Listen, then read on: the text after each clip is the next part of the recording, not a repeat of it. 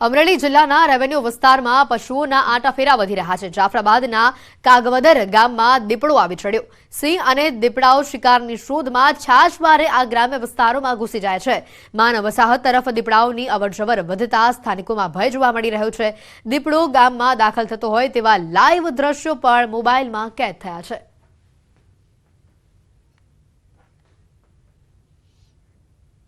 દ્વારકામાં યોજાયેલા લોક ડાયરામાં ચલણી નોટોનો વરસાદ થયેલો જોવા મળ્યો। એનડીએચ ગ્રાઉન્ડ ખાતે લોક ડાયરામાં ચલણી નોટોનો વરસાદ થયો। આઈ સોનલમાના શતાબ્દી મહોત્સવ અંતર્ગત યોજાયેલા ભવ્ય લોક ડાયરામાં નોટોનો વરસાદ થયો।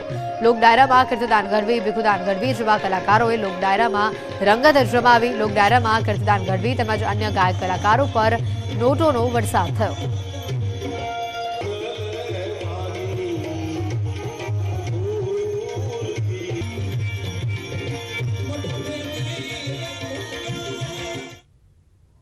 જૂનાગઢના ગિરનાર પર્વત પર ભારે પવનના કારણે રોપવે સેવાને અસર પહોંચી રહી છે। ગત રાત્રિથી ફૂંકાઈ રહેલા ભારે પવનના કારણે રોપવે સેવાને બંધ કરવામાં આવી રહી છે। 70 કિલોમીટરની ઝડપે હાલ પવન ફૂંકાઈ રહેલા તેના કારણે યાત્રિકોની સલામતીને ધ્યાનમાં રાખીને રોપવે સેવાને બંધ કરી દેવામાં આવી છે।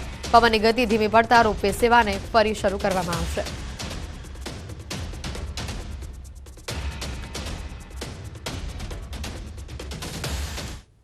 તો આ તરફ પંચમહાલ જિલ્લામાં પ્રેમી પંખીડાના મૃતદેહ મળી આવતા ખળભળાટ મચી ચૂક્યો છે।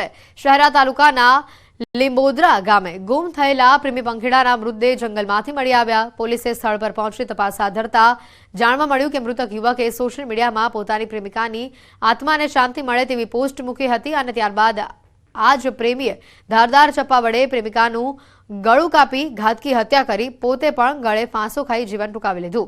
પ્રેમમાં ભરાયેલા આ પગલાથી પરિવારમાં શોકનો માહોલ છે। જોકે પ્રેમ એ પ્રેમિકાની હત્યા કરી કેમ અને આ પગલું શા માટે ભરવામાં આવ્યું તેને લઈને પોલીસ હાલ તપાસ કરી રહી છે।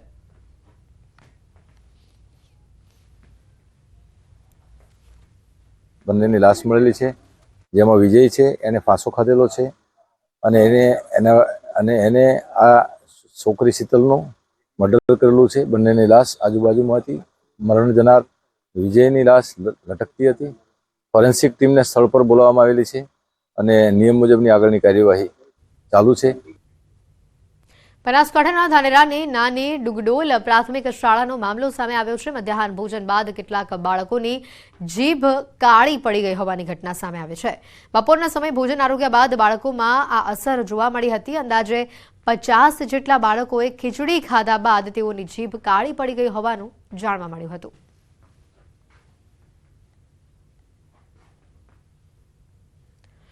શેરબજારમાં જોરદાર ઉછાળો જોવા મળી રહ્યો છે। સેન્સેક્સ નિફ્ટીમાં જોરદાર ઉછાળો જોવા મળ્યો છે। સેન્સેક્સ 71,000 ને પાર થયું છે તો નિફ્ટીમાં પણ તેજી જોવા મળી છે। સેન્સેક્સમાં 550 પોઈન્ટનો ઉછાળો જોવા મળ્યો છે તો નિફ્ટીમાં 167 પોઈન્ટનો ઉછાળો સામે આવ્યો છે। શેરબજારમાં જોરદાર ઉછાળો જોવા મળી રહ્યો છે। રોકાણકારોમાં તેને લઈને ઘણો ઉત્સાહ પણ જોવા મળી રહ્યો છે। નિફ્ટીમાં 167 પોઈન્ટનો ઉછાળો સામે આવેલો જોવા મળી રહ્યો છે। શેરબજારમાં જોરદાર ઉછાળાથી રોકાણકારોમાં ખુશીનો માહોલ જોવા મળી રહ્યો છે। સાબરકાંઠાના હિંમતનગરમાં કારચોરો બેફામ થયા છે। મહેતાપુરામાં ઇકો ગાડીની ચોરીની ઘટના સામે આવી। બ્રાહ્મણીનગરમાં રાત્રિ દરમિયાન પાર્ક કરેલ ગાડીની ચોરી થઈ છે। કાર ચોરીની આ ઘટના સીસીટીવીમાં કેદ થઈ છે। કાર માલિકે B ડિવિઝનમાં ફરિયાદ નોંધાવી છે। ચોરીની ઘટનાને લઈને પોલીસ પેટ્રોલિંગ પર સવાલ ઉભા થઈ રહ્યા છે।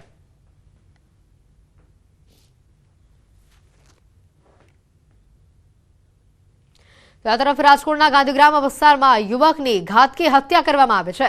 મૃતકના પરિવારે વ્યાજખોરો પર આક્ષેપ કરતા કહ્યું છે કે વ્યાજની ઉઘરાણી મામલે આરોપીઓની મૃતકના પિતા સાથે માથાકૂટ થઈ હતી, જેમાં પિતાને બચાવવા યુવક વચ્ચે પડ્યો હતો। 3 શખ્સો યુવક ઉપર તીક્ષ્ણ હથિયારના ઘા ઝીકી ફરાર થયા હતા। ત્યારબાદ હોસ્પિટલ ખસેડાતા પહેલા જ યુવકનું મોત થયું હતું। હુમલામાં યુવકના માતા પણ ઇજાગ્રસ્ત થયા છે। સમગ્ર મામલે પોલીસે ગુનો નોંધી તપાસ હાથ ધરી છે।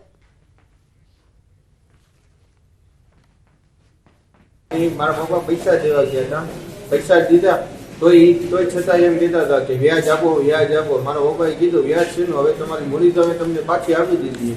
મારા પપ્પાને 3-4 ફડાકા મારી દીધા। પછી મારા પપ્પા પૈસા દઈને ઘરે આવતા ગયા। ઘરે આવ્યા અમને બધી વાતચીત કરી તો અમે પાછા પૈસા દેવા ગયા એ ભાઈને। ત્યાં એના છોકરાએ છરી વડે હુમલો કર્યો મારા ભાઈ ઉપર અને મારી નાખ્યો અને મારા મમ્મીને પણ 3-4 ધોકા મારી કમલેશભાઈએ